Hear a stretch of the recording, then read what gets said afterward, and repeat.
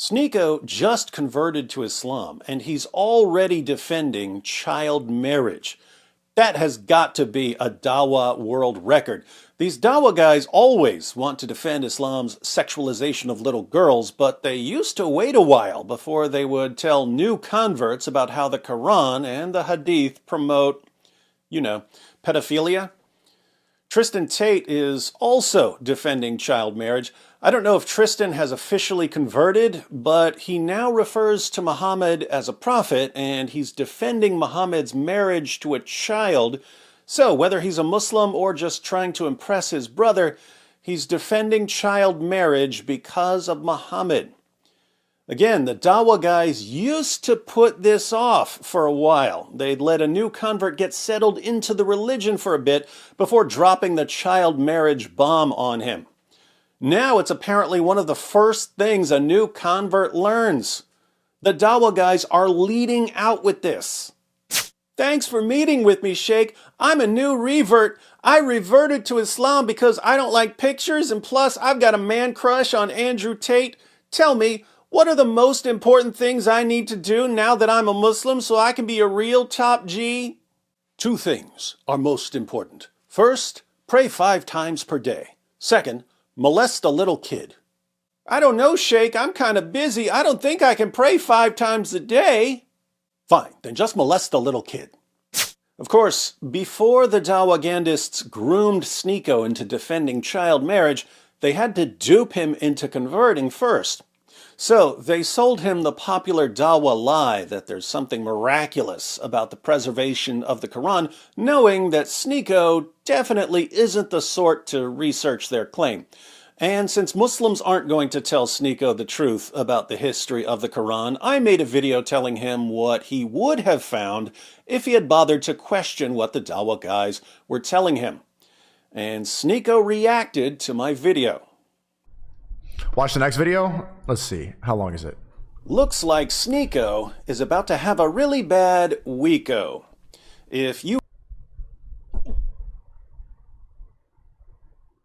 Then he played my epic intro again and rage quit. Looks like Sneako is about to have a really bad weeko.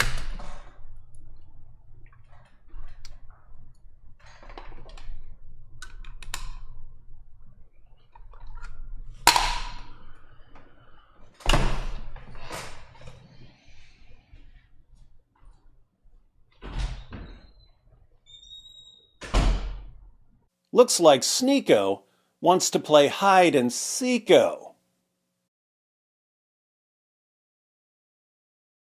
Don't worry, I know how to get him to come back. Watch this. Hey, Sneako! I'm a 6-year-old girl just swinging on my swing and playing with my dolls. Do you want to pretend you're the Prophet Muhammad and marry me? That didn't take long.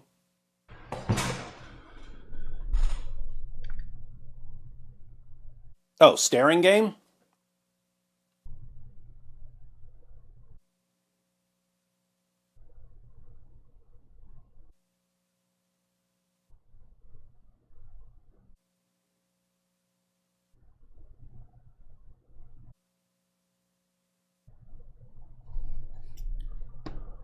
Better luck next time, Sneako. The rest of you might not believe this, but there was a time when Sneako thought that grown men grooming children was wrong. Sneako was asked about this before he converted to Islam. Are you against grooming? Yeah, it's gross. How do you feel about the fact that Muhammad married a 9-year-old girl? I don't know how true that is. But I don't think any Muslims deny it. If that's true, then he's not, nobody's perfect. John McCrae mentioned this in his response to Sneako. He asked why Sneako would convert to a religion that requires him to submit to a man who married a child when Sneako clearly thought that marrying a child was evil. But it turns out that as soon as he converted to Islam, he suddenly had a moral epiphany and realized that there's absolutely nothing wrong with an old man marrying a girl who's too young for a bra. If Sneako doesn't have a problem with submitting to a man like Muhammad, who, even according to him, wasn't morally perfect, then why would he have a... That was before I reverted to Islam. She's asking me questions that I didn't know the answer to. I was saying that I was thinking about Islam. This is before. And I understand now that a lot of the time the parents have better decision-making abilities than the woman, and it was a different time. And Muhammad, peace be upon him, was definitely not a pedophile. He had many wives. A lot of them were older than him. I think his first wife was 50 when he was 25. And he was friends with Aisha, peace be upon her. He was friends with her parents. So I don't think that that's an example of pedophilia, no.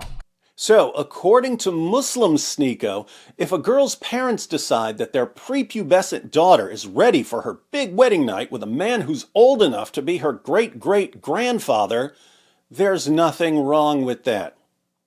Sneako also said that Muhammad wasn't a pedophile because he had sex with adult women, not just children. But that just demonstrates Sneako's ignorance of the subject.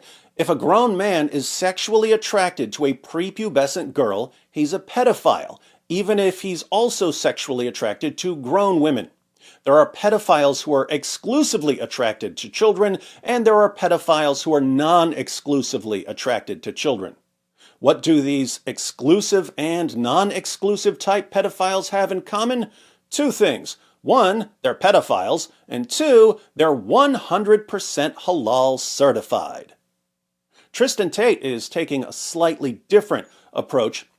A YouTuber was on Twitter asking about Muhammad's marriage to Aisha, and Tristan replied with the classic, "But other people did it too, so it must be okay," defense. Tristan tweeted, "When people complain at it was a different time, they literally only focus on the Prophet, peace be upon him, and the Middle East. That was in the 7th century. You live in England, right? Google how old Princess Isabella was when she married Richard II of England over 800 years later." Following this reasoning, if Princess Isabella had been axe-murdered, we would no longer be allowed to question or criticize axe-murdering people. But Tristan also shared a link to a Wikipedia article about Princess Isabella. I wonder if he forgot to read what it says. Let's have a look. Although their union was an arranged political marriage, and in spite of the age difference, Isabella and Richard developed a mutually respectful relationship. Due to the age of Isabella, the canonical law for sexual consummation being 12, meaning they had a minimum age for sex, the marriage was never sexually consummated. However, Isabella and Richard enjoyed a good platonic relationship, which has been compared to that between a father and his adopted daughter, or between a niece and a doting uncle, and he was noted to have treated her not as a wife, but rather as the daughter he and his first wife, Anne, never had. So, no sex for Isabella because she was a child. And that's supposed to be a powerful top G response to Muhammad having sex with a child? Tristan is also spreading the Dawah myth that Mary was a child.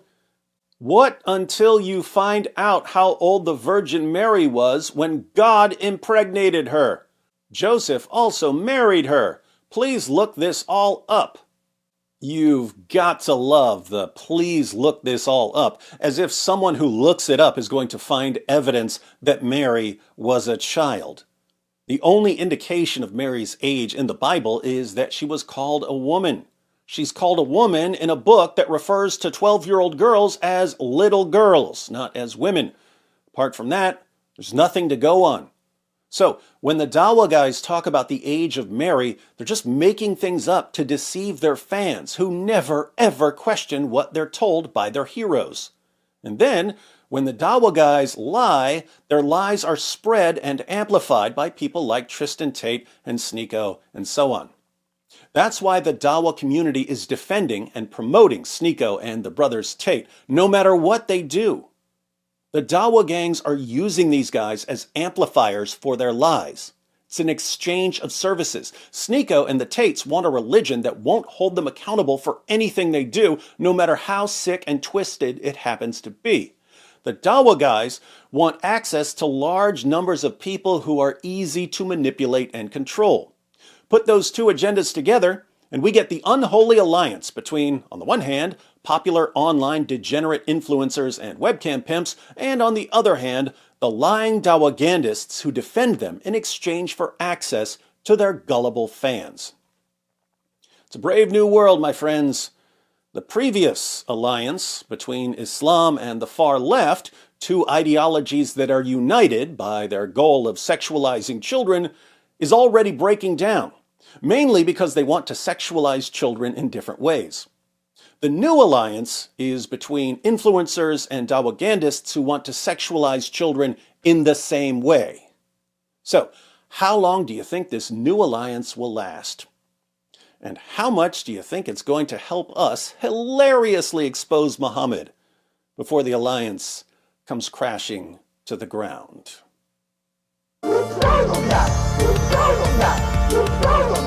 It just backfired on me. It just backfired on me. This is a powerful religion. There's a reason to it. Yeah?